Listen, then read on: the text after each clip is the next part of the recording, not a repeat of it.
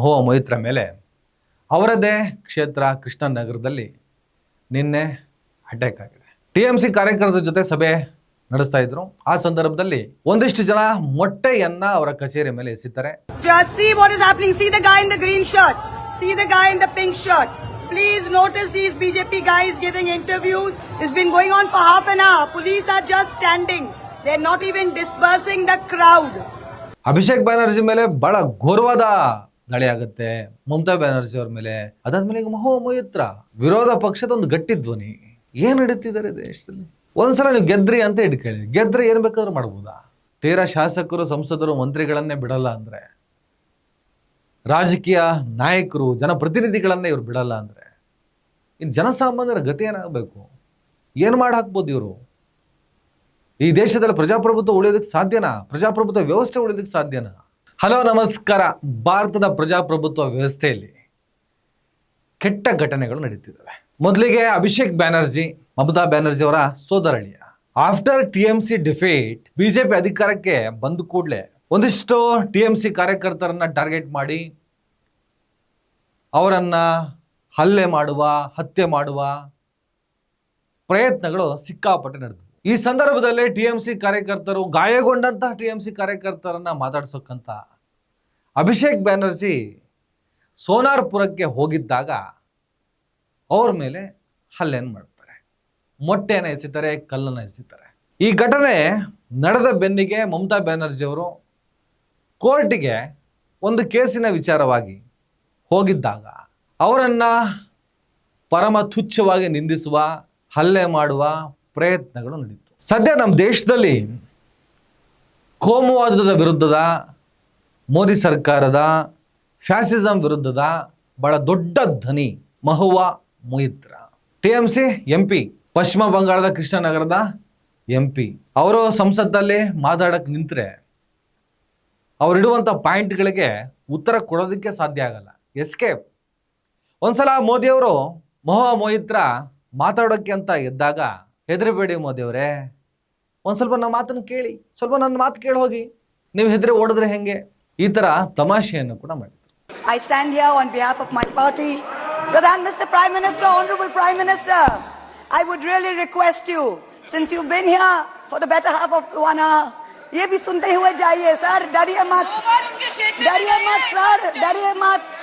2 बार आ गए sir. You came to my area twice during the campaign sir. आज तो सुन के जाइए सर. ಫ್ಯಾಸಿಸಂನ 7 ಪಾಯಿಂಟ್ಗಳು ಇವತ್ತಿಗೂ ವೈರಲ್ ಆಗ್ತಿರುವಂತಹ ಅವರ ಭಾಷಣದ ತುಣುಕು. ಸಂಸತ್ನಲ್ಲಿ ಬಹಳ ದೊಡ್ಡ ಗಟ್ಟಿ ಧ್ವನಿ ಇರುವ ಕೆಲವು ಸಂಸದರಲ್ಲಿ ಅದ್ಭುತವಾದಂತಹ ವಾಗ್ಮಿ ಮಹುವಾ ಮೊಯಿತ್ರ. ಇವ್ರ ಮೇಲೆ ಕ್ಯಾಶ್ ಫಾರ್ ಕ್ವೇರಿ ವಿವಾದ ಕೂಡ ಇದೆ. BJP ಸಂಸದ ನಿಶಿಕಾಂತ್ ದುಬೆ ದೂರನ್ನು ಕೊಟ್ಟಿದ್ರು. ಬಿಸ್ನೆಸ್ ಮ್ಯಾನ್ ದರ್ಶನ್ ಹೀರಾನಂದಾನಿ ಅವರಿಂದ ಲಂಚವನ್ನು, ಉಡುಗೊರೆಗಳನ್ನು ಪಡ್ಕೊಂಡು ಅದಾನಿ ಗ್ರೂಪ್ ವಿರುದ್ಧ ಲೋಕಸಭೆಯಲ್ಲಿ ಪ್ರಶ್ನೆಗಳನ್ನು ಕೇಳಿದ್ದಾರೆ ಅಂತ ಆರೋಪವನ್ನು ಮಾಡಲಾಯಿತು. ಲೋಕಸಭಾ ಎಥಿಕ್ಸ್ ಕಮಿಟಿ ತನಿಖೆಯನ್ನು ನಡೆಸುತ್ತೆ. 2023ರಲ್ಲಿ ಅವರನ್ನು ಲೋಕಸಭೆಯಿಂದ ಹೊರಹಾಕಲಾಗುತ್ತೆ. ಮಹುವಾ ಅವರು ಇದನ್ನು ರಾಜಕೀಯ ಪ್ರತೀಕಾರ ಅಂತ ತಿರಸ್ಕಾರವನ್ನು ಮಾಡ್ತಾರೆ. ಆಮೇಲೆ ಮತ್ತೆ ಚುನಾವಣೆಯಲ್ಲಿ ಸ್ಪರ್ಧಿಸಿ ಗೆದ್ದು ಪಾರ್ಲಿಮೆಂಟ್ಗೆ ಹೋಗ್ತಾರೆ. ಬಾಂಗ್ಲಾದೇಶದಿಂದ ಅನಧಿಕೃತ ಪ್ರವೇಶ ವಿಷಯದಲ್ಲಿ ನಿಮ್ಮ ಇನ್ಫಿಲ್ಟ್ರೇಷನ್ ಬಗ್ಗೆ ಅಮಿತ್ ಶಾ ಅವರನ್ನು ತೀವ್ರವಾಗಿ ಟೀಕಿಸಿದರು. ಅಮಿತ್ ಶಾ ಅವರ ತಲೆ ಕತ್ತರಿಸಿ ಟೇಬಲ್ ಮೇಲೆ ಇಡಬೇಕು ಎಂಬಂತ ಹೇಳಿಕೆ ನೀಡಿದ್ದಕ್ಕೆ BJP ಪೊಲೀಸ್ ದೂರನ್ನು ನೀಡಿತ್ತು. ಹಾಗೆ ಅವರು ತಮ್ಮ ಮೇಲಿನ ತನಿಖೆಗಳನ್ನು, ಅಂದರೆ ED CBI ತನಿಖೆಗಳು ಇವ್ರ ಮೇಲೆ ಆದಾಗ ಅದನ್ನು ಹಿಂಸೆ ಅಂತ ಕರೆದ್ರು. EDಯನ್ನು ಎಕ್ಸ್ಟೋರ್ಷನ್ ಡೈರೆಕ್ಟರೇಟ್ ಅಂತ ಟೀಕೆಯನ್ನು ಮಾಡಿದರು. ತಮ್ಮ ತೀವ್ರ ಭಾಷಣ ಶೈಲಿಯಿಂದ ಮನೆ ಮಾತಾಗಿರುವಂಥ ಮಹುವಾ ಮೊಯಿತ್ರ ಮೇಲೆ ಅವರದೇ ಕ್ಷೇತ್ರ ಕೃಷ್ಣನಗರದಲ್ಲಿ ನಿನ್ನೆ ಅಟ್ಯಾಕ್ ಆಗಿದೆ. TMC ಕಾರ್ಯಕರ್ತರ ಜೊತೆ ಸಭೆ ನಡೆಸ್ತಾ ಇದ್ರು. ಆ ಸಂದರ್ಭದಲ್ಲಿ ಒಂದಿಷ್ಟು ಜನ ಮೊಟ್ಟೆಯನ್ನ ಅವರ ಕಚೇರಿ ಮೇಲೆ ಎಸೆತಾರೆ. ಲೈವ್ ವಿಡಿಯೋ ಮಾಡಿ ಏನು ಆಗ್ತಾ ಇದೆ ಅನ್ನೋದನ್ನು ಅವರು ತೋರಿಸ್ಕೊಡ್ತಾರೆ. ಆ ಸಂದರ್ಭದಲ್ಲೂ ಕೂಡ ಅವ್ರ ಮೇಲೆ ಮೊಟ್ಟೆಯನ್ನು ಎಸೆಯುವಂಥ ಪ್ರಯತ್ನವು ನಡೀತಾ ಇತ್ತು. ನಾನು ಹೇಳೋದನ್ನೆಲ್ಲ ನೀವು ವಿಡಿಯೋದಲ್ಲಿ ನೋಡ್ತಾ ಇರ್ತೀರಾ. Just see what is happening. See the guy in the green shirt. See the guy in the pink shirt. Please notice these BJP guys giving interviews. Look at the women. That's my car. Look at what has come and hit.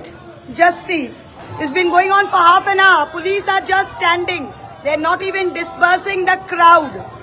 Mahua Moitra কোনো বিক্ষোভের মুখে পড়েনি, এটা হচ্ছে বিজেপির 100টা বাঁদর জড়ো করে এখানে বাইরে থেকে এরা পুলিশের মদত দিয়ে ফেলছে। মহুয়া মৈত্র কোনো বিক্ষোভ নয়।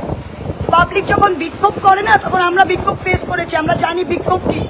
এখানে বিজেপির 4টে দালাল মিডিয়া লাগাচ্ছে যে বিজেপি বিক্ষোভ হচ্ছে বিজেপির ಫ್ಲಾಗ್ নিয়ে। দেখুন ভিডিওগুলো বিಜೆಪಿಯ ಫ್ಲಾಗ್ নিয়ে। ಈ ತರದ ದುರಂತವಾದಂತಹ ಪರಿಸ್ಥಿತಿ ಭಾರತ ದೇಶದಲ್ಲಿ ಸದ್ಯ ನಡೀತಾ ಇದೆ. ಮೊನ್ನೆ ಕರ್ನಾಟಕದಲ್ಲಿ ಪ್ರದೀಪ್ ಈಶ್ವರ್ ಚಿಕ್ಕಬಳ್ಳಾಪುರದ MLA ಅವರು JDS ಧುರೀಣ ಮಾಜಿ ಮುಖ್ಯಮಂತ್ರಿ ಕುಮಾರಸ್ವಾಮಿ ಅವ್ರ ಬಗ್ಗೆ ಟೀಕೆ ಮಾಡಿದ್ರು, ರಾಜಕೀಯ ಟೀಕೆಗಳನ್ನು ಮಾಡಿದ್ರು ಅಂತ ಹೇಳಿ ಕೆಂಪೇಗೌಡ ಜಯಂತಿ ಕಾರ್ಯಕ್ರಮಕ್ಕೆ ನುಗ್ಗಿದಂತ ಒಂದಿಷ್ಟು ಕಾರ್ಯಕರ್ತರು, JDS ಕಾರ್ಯಕರ್ತರು ಗಲಾಟೆ ಮಾಡಿದ್ರು. ಅದಾದ್ಮೇಲೆ ಹೊರಗಡೆ ಅವರ ಮೇಲೆ ಚಪ್ಪಲಿ ಎಸೆಯುವಂತ ಪ್ರಯತ್ನ ಆಯಿತು. ದಾವಣಗೆರೆ ಉಪಚುನಾವಣೆ ಸಂದರ್ಭದಲ್ಲೂ ಕೂಡ ಪ್ರದೀಪ್ ಈಶ್ವರ್ ಮೇಲೆ ದಾಳಿ ನಡೆಸುವಂತ ಪ್ರಯತ್ನಗಳು ಆದವು. ಏನ್ ನಡೀತಿದೆ?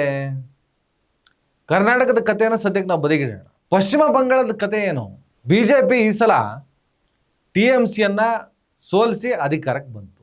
TMCಯನ್ನ ಸೋಲ್ಸಕ್ಕೆ ಸಾಧ್ಯನೇ ಇಲ್ಲ ವೆಸ್ಟ್ ಬೆಂಗಾಲಲ್ಲಿ ಅಂತ ಹೇಳಲಾಗ್ತಾ ಇತ್ತು. ಖುದ್ದು ಮಮತಾ ಬ್ಯಾನರ್ಜಿ ಸೋಲ್ತಾರ್ರಿ. ಮಮತಾ ಬ್ಯಾನರ್ಜಿ ಸ್ಪರ್ಧೆ ಮಾಡುವಂಥ ಕ್ಷೇತ್ರದಲ್ಲಿ ಮುಸಲ್ಮಾನರ ಓಟ್ ಜಾಸ್ತಿ ಇದೆ. ಮುಸ್ಲಿಮರು ಕಳೆದ್ರೂ ಕೂಡ BJP ಓಟ್ ಹಾಕಲ್ಲ.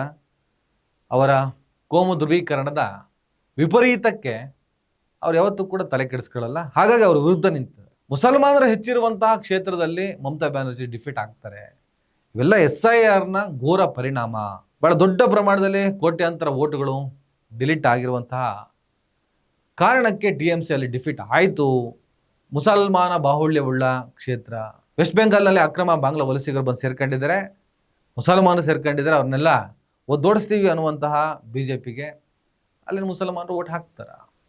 ಈ ಥರದ ಪ್ರಶ್ನೆಗಳು TMCಯ ಸೋಲಿನ ನಂತರ ಅಲ್ಲಿ ಹುಟ್ಕೊಂಡಿದ್ದಾವೆ. ಮಮತಾ ಬ್ಯಾನರ್ಜಿ ಪಕ್ಷ ಇವತ್ತು ಛಿದ್ರ ಆಗೋಗಿದೆ. ಅವರನ್ನೇ ಪಕ್ಷದಿಂದ ಉಚ್ಚಾಟನೆ ಮಾಡಿದ್ದಾರೆ. ಪರಿಸ್ಥಿತಿ ನೋಡಿ ಹೆಂಗಿದೆ, ಎಷ್ಟು ಕೆಟ್ಟದಾಗಿದೆ ಅಂತ. ನಿನ್ನೆ ರಾಣಿಯಂತೆ ಮೆರೆದವರು ಇವತ್ತು ಅಧಿಕಾರನೂ ಇಲ್ಲ, ಅಸ್ತಿತ್ವನೂ ಇಲ್ಲ. ಆ ಪರಿಸ್ಥಿತಿ ಮಮತಾ ಬ್ಯಾನರ್ಜಿ ಅವರು. BJP ಅಧಿಕಾರಕ್ಕೆ ಬರ್ತಾ ಇದ್ದ ಹಾಗೆ TMCಯನ್ನೇ ಛಿದ್ರ ಮಾಡೋದು. ಕೇವಲ ಮಮತಾ ಬ್ಯಾನರ್ಜಿ ಅವ್ರನ್ನ ಸೋಲಿಸಲಿಲ್ಲ, ಅವರ ಪಕ್ಷವನ್ನೇ ಮುಗಿಸಾಕಿದ್ರು, ಅವರ ಅಸ್ತಿತ್ವವನ್ನೇ ನಾಶ ಮಾಡಿದ್ರು. ಈ ಭಯ ಮಮತಾ ಬ್ಯಾನರ್ಜಿಗಿತ್ತು, ಆದರೆ ನಾನು ಸೋಲ್ತೀನಿ ಅನ್ನುವಂಥ ಕಲ್ಪನೆ ಕೂಡ ಅವ್ರಿಗಿರಲಿಲ್ಲ. ಡಿಫೀಟ್ ಆದಮೇಲೆ ಪಕ್ಷವೂ ಇಲ್ಲ, ಅಸ್ತಿತ್ವವೂ ಇಲ್ಲ, ಜೊತೆಗೆ ಜೀವಕ್ಕೆ ಗ್ಯಾರಂಟಿ ಕೂಡ ಇಲ್ಲ. ಮಮತಾ ಬ್ಯಾನರ್ಜಿ ಸೇರಿದ ಹಾಗೆ TMCಯ ಯಾವುದೇ ನಾಯಕತ್ವವನ್ನು ಅವ್ರು ಬಿಡ್ತಾ ಇಲ್ಲ. BJPಯವರು ಇದನ್ನು ಮಾಡ್ತಾ ಇರೋದು. BJP ಅಧಿಕಾರಕ್ಕೆ ಬಂದ ಮೇಲೆ BJPಯ ಕಾರ್ಯಕರ್ತರು, BJP ಅಭಿಮಾನಿಗಳು ಸಂಪೂರ್ಣವಾಗಿ TMC ಮಾತ್ರ ಅಲ್ಲ, ಪಶ್ಚಿಮ ಬಂಗಾಳದ ಪರಿಸ್ಥಿತಿಯನ್ನು ಹಾಳ್ಗೆಡುತ್ತಿದ್ದಾರೆ, ನಾಶ ಮಾಡ್ತಾ ಇದ್ದಾರೆ, ಕೆಟ್ಟ ಸ್ಥಿತಿ ಇದೆ. ಆದರೆ ರಿವರ್ಸ್ ಮಾಬ್ ಏನಾದರೂ ಆಯಿತು ಅಂದರೆ ಭಾಳ ದೊಡ್ಡ ಸಂಘರ್ಷ ಅಂತೂ ಕಟ್ಟಿಟ್ಟ ಬುತ್ತಿ ಅಂತ ಕೂಡ ವಿಮರ್ಶೆಗಳು ಮಾಡ್ತಾ ಇದ್ದಾರೆ. ಅಭಿಷೇಕ್ ಬ್ಯಾನರ್ಜಿ ಮೇಲೆ ಭಾಳ ಘೋರವಾದ ದಾಳಿ ಆಗುತ್ತೆ, ಮಮತಾ ಬ್ಯಾನರ್ಜಿ ಅವ್ರ ಮೇಲೆ. ಅದಾದ್ಮೇಲೆ ಈಗ ಮಹುವಾ ಮೊಯಿತ್ರ ವಿರೋಧ ಪಕ್ಷದ ಒಂದು ಗಟ್ಟಿ ಧ್ವನಿ. ಏನು ನಡೀತಿದ್ದಾರೆ ದೇಶದಲ್ಲಿ? ಒಂದ್ಸಲ ನೀವು ಗೆದ್ರಿ ಅಂತ ಇಟ್ಕೊಳ್ಳಿ, ಗೆದ್ರೆ ಏನು ಬೇಕಾದ್ರೂ ಮಾಡ್ಬೋದಾ? ಈ ಥರದ ಕ್ರೌರ್ಯವನ್ನು ಮೆರಿಬೋದಾ?